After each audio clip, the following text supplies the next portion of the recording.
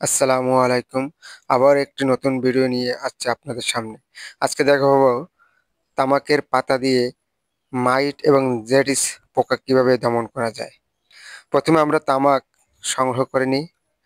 মনে রাখতে হবে পাতা প্রতি 1 লিটার পানি। আমি যদি 100 গ্রাম পাতা নেই, এটা নয়, আপনি যদি একটা পাতা নেন তাহলে 1 লিটার পানি। এভাবে বেছে বেছে 10টা বা 15টা পাতা নিতে পারেন। এই পাতা হিসাব করে আপনি পানিতে এটি ভিজিয়ে রাখবেন।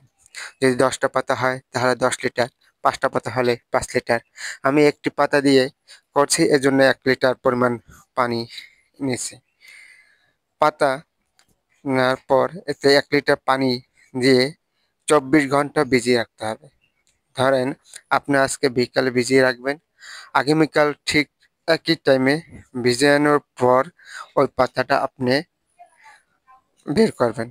বের করার পর হাত দিয়ে ভালোভাবে এটিকে কচলাবেন। কচলালে কি হবে, ওটার ভিতরে যে ভিজে যে পানিটা হয়েছে আর ওই যে পাতাটা নরম হয়েছে ওইটা গলিয়ে যাবে। যত গলানো ভালো হবে তত একটি গন্ধ আসবে। গন্ধটা পোকামাকড় দমন করবে এবং ওইটার যে গ্যাস বা ওইটার যে বিষাক্ততার কারণে আপনি পোকাটা দমন হবে।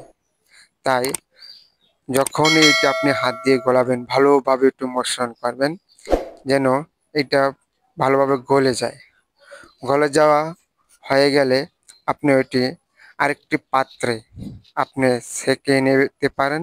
ছেঁকে নেওয়ার সময় মনে রাখবেন যাতে কোনো ময়লা আবর্জনা বা পাতার অংশ থেকে না যায়। থেকে গেলে কি হবে, পাতা যদি অংশ এখানে থেকে যায় তাহলে আপনার স্প্রে করতে অসুবিধা হবে। বারবার আপনার স্প্রের মুখটা আটকে যাবে।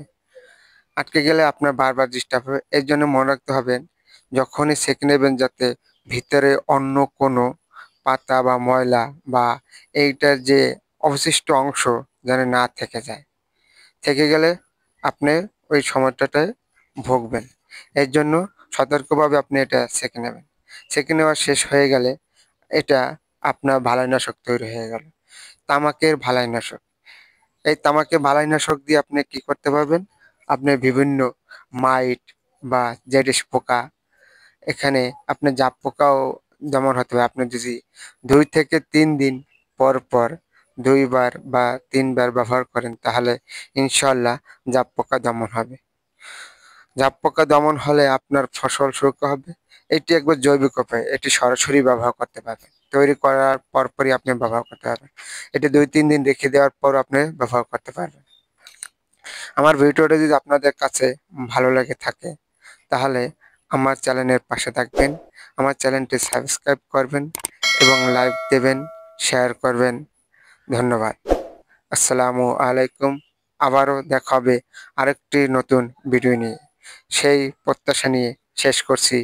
আল্লাহ হাফেজ। ধন্যবাদ সবাইকে।